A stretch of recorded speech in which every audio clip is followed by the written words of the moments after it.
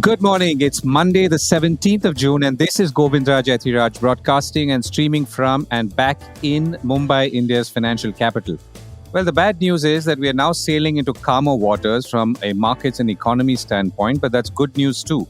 Persistent bull market lead to theories, many of them absurd, which are tough to counter except with history and retrospective intuition, most of which people do not believe you, because the biggest law of a bull market is the one that says it will never end. So one theory that I will consistently address or try to address is the supply theory, which means that Indian investors are constantly diverting their savings into stock markets, and therefore stock markets will keep going up. Along the way, they are also absorbing foreign institutional investors selling, making them macho investors. For instance, Bloomberg has compiled that more Indians are investing via mutual funds. Equity mutual funds added about 5 million investors in the last year, adding up to about 45 million in April this year. In May, 5 million new SIPs or systematic investment plans were registered, and SIP investment flow has crossed about $2.5 billion a month. Now, all of this is being touted, as I said, signs of investor machoism. Now, arguments like these get many factors wrong and forget that at the most basic level, the markets comprise buyers and sellers. For every buyer, there is a seller, and sellers can only sell if there is a buyer, and every seller, in turn, has a reason to do so. An institutional investor is constantly looking at returns as per his or her stock exposure and how long funds have been deployed, because these funds have to show growth and performance for investors. That's investors like you and me. And individual investors, exactly like you and me, could be doing the same, which is to say that my stock has now returned 200%, so therefore I must churn. Now, this is of course specific because not all investors are so determined or disciplined. More likely, many investors, including in mutual funds, have targets ranging from house purchases to 2 or 4-wheeler purchases and other important events like weddings and, of course, education. Indians are saving and using the mutual fund route for this, don't forget. If you don't believe me, ask any mutual fund advisor. This is exactly how they plan investments for you. Set goals and then invest systematically, which means people will be selling all the time. The question, of course, is at what points will the selling volumes be higher or much higher than the buying volumes? And there could, of course, be sudden triggers like unexpected election outcomes, which is big, but many smaller ones as well. For instance, regardless of how many seats the current government controls in Parliament, if capital gains tax on share of sales or stocks is increased, the markets will fall because investors will perceive that as a hit on their incomes, which it will be.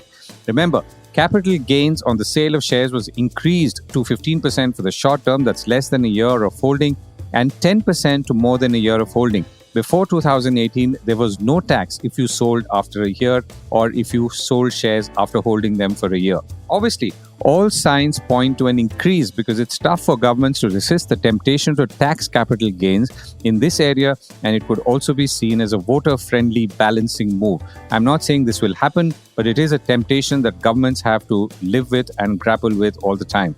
Another argument was outlined in Money Control last week, which is that institutional investors are using the block deal route to book profits on their investments. The argument is about sales of shares.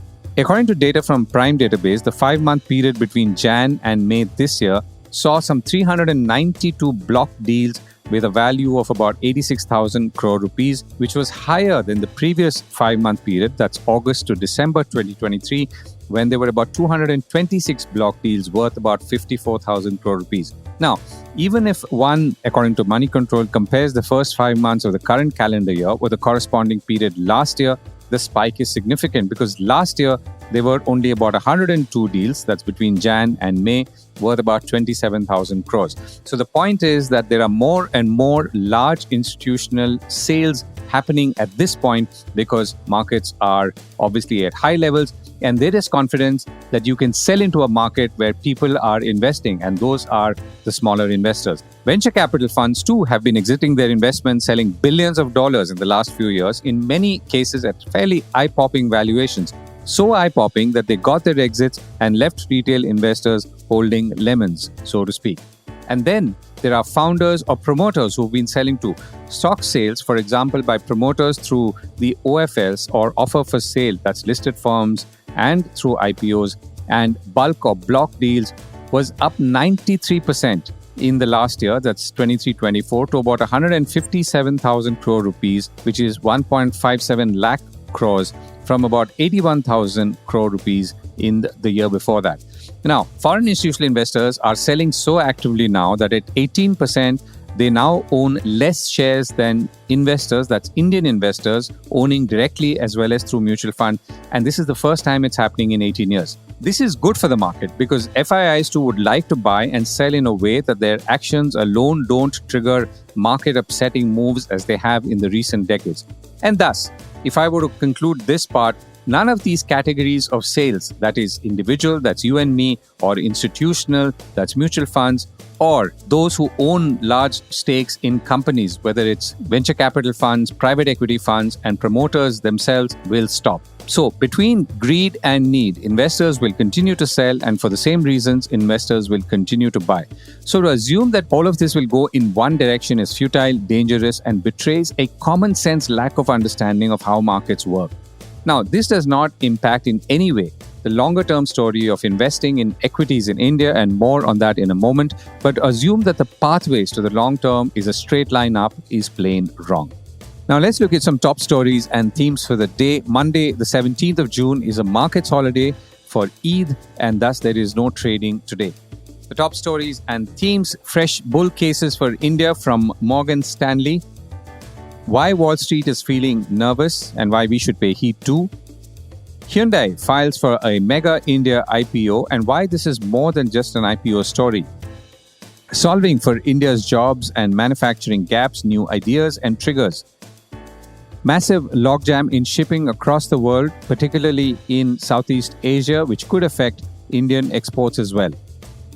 And bubblegum sales last peaked in 2011. Can Mars Wrigley change habits?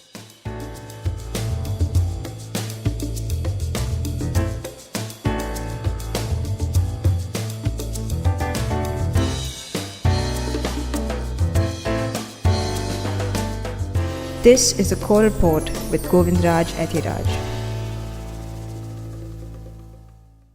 The fresh bull cases for India. Till the next month or July or till the union budget surprises either way, the markets, as I had spoken of at the start of last week, are likely to be range-bound. In international markets, this is also being seen right now as a long period of calm, which is concerning, and I'll come to that. But back to India with the elections over and a new government in place being, of course, the old one, the foreign brokerage bulls are back with fresh reports, also paraphrasing old ones. Morgan Stanley Research has reiterated that India is just getting started on a decade of record growth that could see its economy surpass Japan and Germany to become the world's third largest by 2027. In this report released last week, which of course links back to a report from November 2022 saying roughly the same thing, and of course that means consistency, Morgan Stanley says Indian markets are on track to rank third in the world by the end of this decade. The market's confidence in India's growth picture has driven stock valuations higher, discounting expectations of future cash flows at lower rates of return. That said, Morgan Stanley says investors may be missing other key factors that could help India run its longest and best bull market ever. The important thing to note in picking businesses for one's portfolio is not the total addressable market, but whether the business can sustain its competitive advantage, Morgan Stanley says, adding that there are several themes in India that fit this bill given underpenetration and strong growth rates.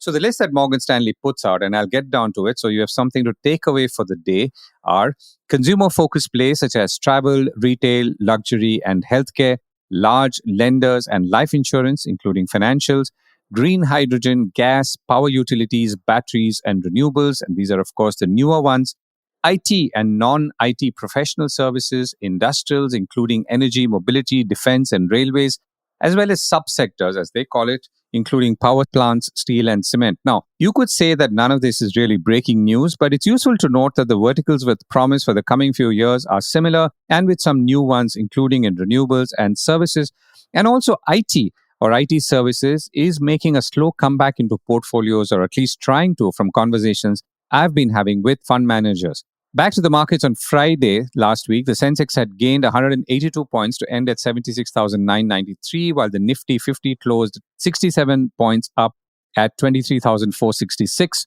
The Nifty hit a lifetime high of 23,490 in intraday trade on Friday, as did the mid-cap and small-cap indices of BSE or Bombay Stock Exchange that's hit lifetime highs.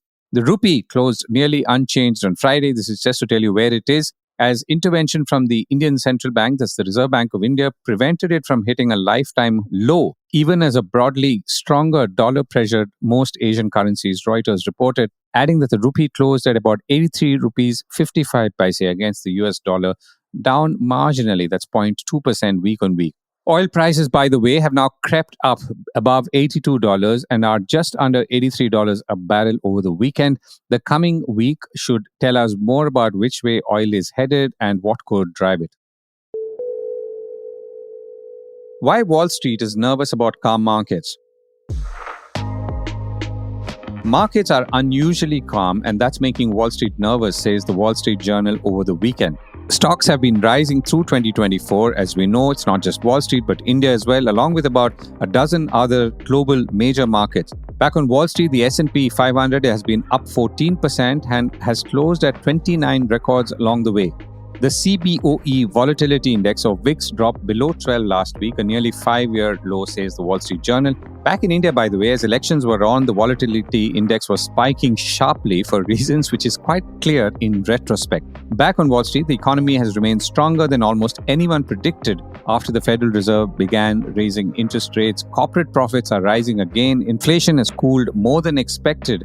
And Federal Reserve officials are signaling that they expect to cut benchmark rates later this year, says the Wall Street Journal. By the way, the Nasdaq Composite closed at a record high for the fifth straight session on Friday, ending at about 17,688. Of course, as we know, the artificial intelligence boom is adding steroids to stocks like Apple and Nvidia. Now, Wall Street Journal says that history shows that periods of extreme calm rarely last. The VIX traded in line with current levels for most of 2005 to 7, that's 2007, before surging above 80 during the 2008 financial crisis. Part of the problem now, this is interesting and you should listen, with a strong economy and calm markets is that they create an environment in which investors let their guard down and turn to riskier, more speculative investments in their hunt for fatter returns. David Kelly, chief global strategist at JP Morgan Asset Management, told the Wall Street Journal that on a really calm day, it's easy to blow bubbles. They can grow to humongous sizes, but when the wind picks up, they pop. In the United States, since the bull market started rolling in late 2022, the S&P 500 gains have been driven by a handful of mega cap tech stocks, as we all know. Now, the problem is that the 10 biggest stocks represented about 37% of the index's total value, the highest since September 2000, according to FactSet quoted by the Wall Street Journal, which also says that a narrow rally leaves the market vulnerable if a few of the biggest companies can't meet the lofty expectations priced into their valuations. All of this is obviously important and equally applicable to Indian markets, also going back to the points made earlier about not betting on markets going up all the time and why they could turn, and sometimes suddenly. Hyundai Motor steps on the gas in India. 28 years after entering India as a wildcard that few knew or even understood, Hyundai Motor's India arm has now sought regulatory approval for a stock market listing which could be India's biggest and will see the South Korean parent sell a stake of up to about 17% in the company. Incidentally, many people had laughed at Hyundai's first offering, and I'm talking about a car, which was the tall boy design Santro, which was launched in 1998, and it looked very unusual. And that's putting it mildly in a country, that's India, which had not really seen any new car launches or effective car launches for decades. Hyundai's IPO, by the way, will make it the country's first car maker to go public in 2 decades since Maruti Suzuki in 2003. Reuters says Hyundai wants to raise about $2.5 to $3 billion at a valuation of about $30 billion. The IPO could take 4 to 6 months to materialize, as that's the usual time it takes after filing and the back and forth with the stock market regulator. Reuters has compiled that Hyundai has invested about $5 billion in 2 manufacturing plants and will invest another $4 billion in the next 10 years. For Hyundai, India is the third largest revenue generator globally. Now, Hyundai's IPO is a first not just in the automotive space, but also amongst large multinational companies offering equities to local investors and laying a stronger foundation in the local or Indian market. Now, the point is that this has not happened.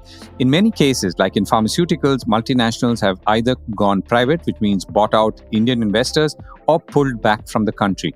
Some of India's top performing MNC stocks, including Maruti, which is now an MNC, like I said, owned by Suzuki of Japan, goes back several decades, including before liberalization in the 1990s. At that time, many companies had to go public because they had to dilute their holdings, and that's now about 50 years ago. One of the few policies from the government at the time which has led to substantial wealth creation over the years. Take the case of Hindustan Unilever, or then Hindustan Lever, which went public in 1977. Around the same time, by the way, an Indian entrepreneur by the name of Dhirubhai Ambani also took his company, Reliance Industries, public. Back to Hyundai, it said that the listing of shares in India will enhance its visibility and brand image and provide liquidity and a public market for the shares. Hyundai's listing, which quite likely had no trigger or push from policymakers, will hopefully set the path for other multinationals in automotive or other areas in manufacturing to explore public offers as well. How can India solve for manufacturing growth and jobs growth? Now, there are several wish lists for the incoming government since there is no change in the economic ministry, suggesting greater continuity than was perhaps anticipated. The expectation that the government will get down to business is obviously high. A big challenge is obviously jobs growth and manufacturing growth, both of whom are inextricably linked to each other, and something policymakers must see holistically, as they are in some ways trying to do. But there's much more required. Shankkar Aiyar, author and veteran economic journalist, has argued in a column over the weekend in the New Indian Express that there's much more that's required. Manufacturing needs new ways of incentivizing corporations and reducing hurdles, even as that provides the pathways to jobs, which in turn needs friendlier labor laws, among other things. I reached out to Shankkar Aiyar and I began by asking him to walk us through the jobs challenge in a broad sense and then on to manufacturing with some interesting ideas that he had. So there are two kinds of challenges. First is the number of jobs available, the gap between what is needed and what is available. And the second is the gap between what kind of skills are needed and what kind of skills are available.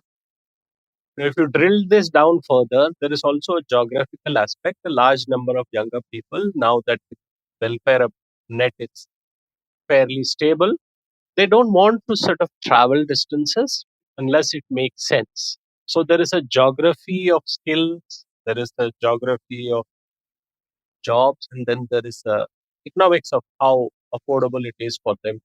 Then I think there is an accumulation of joblessness, there is an accumulation of vacant posts in governments, and there is wastage of opportunity. For instance, India has like 3,900 or 4,000 census towns. These are neither towns nor villages. But if they created administrative units in it, they would have added 100 jobs for each of those administrative units. And that is necessary, needed, and everything. But I don't know. I mean, that seems to be sort of ever since Venkaya Naidu sent communicate to all the state governments to convert census towns into urban municipalities. That was in 2015, and I haven't heard anything since then. So that's the speed of the government. You're talking about the government sector. So, of course, the obvious question there is, can the government afford to create so many jobs? And is that the reason it's holding back? And secondly, what's your sense in a very broad way about the private sector? Let me address this first question because a lot of people say that government is too big. They should not add to the layers of the government. Now, most of these 3 million And can jobs, it afford? yeah. So, can it afford is also addressed by can it afford not to. For instance, most of these 3 million jobs are in health, education, and police personnel. Are we as a society saying that we don't need those jobs? The second question is basically about this gap in skilling. So, world over, labor and employment devise and design what is called active labor policy is that you sort of forecast, you sense, you perceive where the opportunities are and align the skills and curriculum to those opportunities. You foresee where jobs may be lost, and then you create policies for companies to reskill their employees. Or then there is the other thing, which is upskilling. There's a lot of literature in India about how National Skill Development Council has been there since 2004, 2005. But the general issue with that council is that there is clearly a gap between what is produced by India in terms of its youth workforce and what is needed by the market, and which shows up in the placement record of the NSDC over successive years. Got it. Okay, so let's pick on some solutions. Not that we've addressed all the problems, but so one of the things you've said in your recent article in the New Indian Express is, or rather, column in the New Indian Express is that to encourage and accelerate the manufacturing thrust, the government should think of leveraging surplus land with public sector units, and also, of course, accelerate adoption of new labor codes. And I'll come to labor codes in a moment, but talk to us about the land. So one of the basic gaps, one of the hurdles that new investors or existing investors face while setting up something is the availability of land. And after the land acquisition law, now there are ways to do this. In a city of Mumbai, actually, there are public sector enterprises like the Bicycles Corporation or whatever, with large land tracts, which can be used for, let me say, putting up global capacity centers, data storage centers, power plant for renewable power. All of this can. Those are the things that are one side. The other side is that when the investor comes and he wants to sort of set up a plant, what does he look for is the readiness aspect, which is there in Tamil Nadu but lacks in other states, which is why a lot of the investment go to Tamil Nadu. So, what is the readiness aspect? Suppose you have, and it is estimated that public sector enterprises are sitting over some in the excess of 1 million acres of surplus land, idle land, whatever. For instance, in Pune, Hindustan Antibiotics, which is almost dead. I don't think the shuttered. What are you going to do with that? So, can you get invest to come and set up a similar pharma unit there? The supplements and other issues, those are where India is trying to use PLI. So, the other aspect is the geographical location of these spaces with public sector enterprises correlates to availability of skills, because those are areas which are similarly industrialized, and there will be some aspect of urbanization there, and that could be built up. That's my idea, is that the public sector enterprises could either sell their land, or a better idea would be to lease the land to, so that they have a consistent revenue stream. One of the two things could happen. Land belongs to the PSU, so the money should come back to them. And if there are other programs that they can do for upskilling, reskilling within the PSU, there are many operating PSCs which have idle land. So they could use this cash. So that's the idea of what I call the plug and produce sites, which, all these sites have water, electricity, all those issues are sorted. It's just a matter of converting it to another use. There might be some user definition change. So I think there is a huge opportunity for the government of India to tap into the idle land of public sector enterprises, and not only industry, they could create service jobs, they could also create affordable housing. Right. Let me come to the point on labor codes. Now, there are some more than 40 central labor codes that have been merged into 4 codes on wages and social security, occupational safety, health and working conditions, and industrial relations. But my larger question here is or are labor codes or labor laws a real challenge, or is it more like a perceived challenge in bringing in fresh investment or expanding? Well, yes and no. I think they are a challenge for certain sectors, certain segments. And I come back to Tamil Nadu in the sense that how women were employed in it has the largest number of women working in manufacturing. How did they do? They cleaned up. What have the others not done? That's the story. So you can argue that we can drive on a road with a few potholes, and you can argue the case for a road which is better designed and overseas investor. What are you competing against? You're competing against Vietnam. You're competing against Mexico. You're competing against Indonesia. You're competing against Philippines. They are rolling out the red car. You can't say that, I'm going to hang around to my tree and let's see if anybody passes. It's a competitive thing. And the window of this reshoring, nearshoring is really narrow. Once the US and European economies, the nations sort of start setting up manufacturing on their home ground, there will be pretty little space for us to sort of enter the supply chain. So urgent imperative, according to me, that you fix whatever they are saying needs to be fixed. Nobody is asking you to change a rule that you don't want to change. Right. And I think the point that which I was in a way going to come to is the window when it comes to supply chains, which is also geopolitical. And companies obviously have their own imperatives and they will not wait forever to, look for options. So India has to move fast. Yeah, absolutely. And India does it, that it presents a huge potential, great headline attention and everything. And then it goes business as usual because everybody finds new mechano blocks to sort of put up on the road to investment. So this is the thing. I mean, FDI into India in other than energy and other than solar is pretty low. It has to improve for us to sort of build on this idea of manufacturing.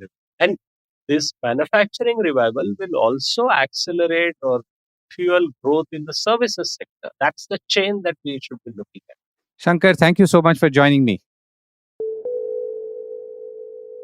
Global trade comes under pressure, shipping rates set to rise, affecting Indian exports.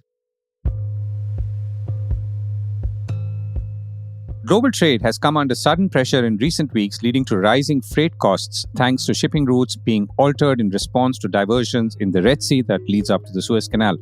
Singapore's port, already one of the busiest in the world, is facing a sustained period of congestion as vessel diversions to avoid the Red Sea push more container ships into the Asian maritime hub, according to Bloomberg last week. Adding that Singapore's port utilization rate at 90% compares to a 70% optimum level. So it's obviously at a very high level. Now, this is causing ships to wait up to 7 days as opposed to half a day, according to a report in the Economic Times. So why is this happening now? According to Bloomberg, the attacks by Yemen's Houthi rebels have resulted in ship owners opting not to transit through the Suez Canal and taking the longer route around the Cape of Good Hope at the southern tip of Africa. Now, this has been happening for some months, obviously, but it's got worse as the June to August period is peak season as well. Bloomberg says that ships now don't get a chance to refuel or unload cargo at ports in the Middle East, leading to worsening maritime or marine gridlocks in the waters of Singapore. A top official at Jindal Stainless told the Economic Times that ports like Port of Singapore and Port of Colombo were highly congested right now, and exports and imports in Singapore and Colombo used to take 4 to 5 days, and now they're taking 15 to 20 days. Now, obviously, all of this is affecting exports and the prospect of exports. Shipping lines are anticipating more port congestion, container shortages, high freight rates, and situations that could mirror what we saw during COVID, according to Ajay Sahai, the Director General and CEO of the Federation of Indian Exports Organizations, who spoke to the Economic Times.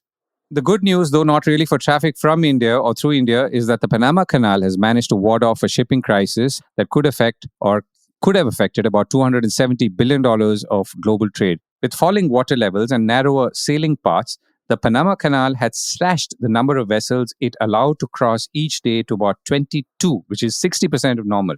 Moreover, shippers used to pay millions of dollars to jump the queue and avoid wait times, which also stretched into more than 2 weeks, according to Bloomberg. But recently, with water levels rising, Panama Canal has started to raise the limit. It said on Tuesday last week that 34 vessels will now be permitted daily beginning in late July, closer to the pre-drought cap of 38.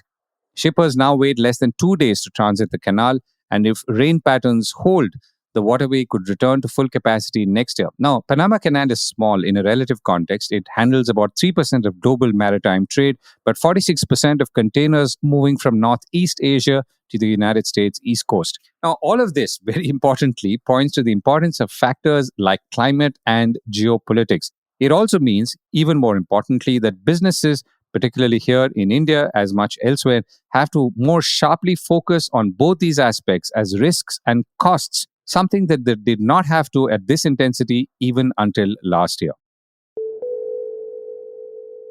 Can bubblegum sales revive after a 2011 peak? Now, with all this stress in business, maybe chewing gum is a solution. Well, Mars Wrigley is spending millions of dollars in an effort to restore chewing gum to its former glory with consumers, starting with an international ad campaign that tries to go beyond the pitch of fresh breath or great taste, according to the Wall Street Journal. Mars is instead promoting its Orbit and Extra gum brands through the lens of mindfulness, claiming that mastication or chewing can silence anxious thoughts, improve focus, or boost confidence. One ad says, according to the Wall Street Journal, quiet your mouth with extra gum. So gum sales had slowed down. Reasons attributed include younger consumers' desire for natural ingredients and drop in store visits, particularly during the COVID-19 lockdowns. Global gum sales had fallen to about $16 billion in 2020 from about $19 billion the previous year, and only came back to about $18.6 billion in 2023, said the Wall Street Journal, quoting Euromonitor, which is now forecasting about $20 billion this year. However, the industry's peak to date was back in 2011, at which point $25 billion of gum was sold in today's currency.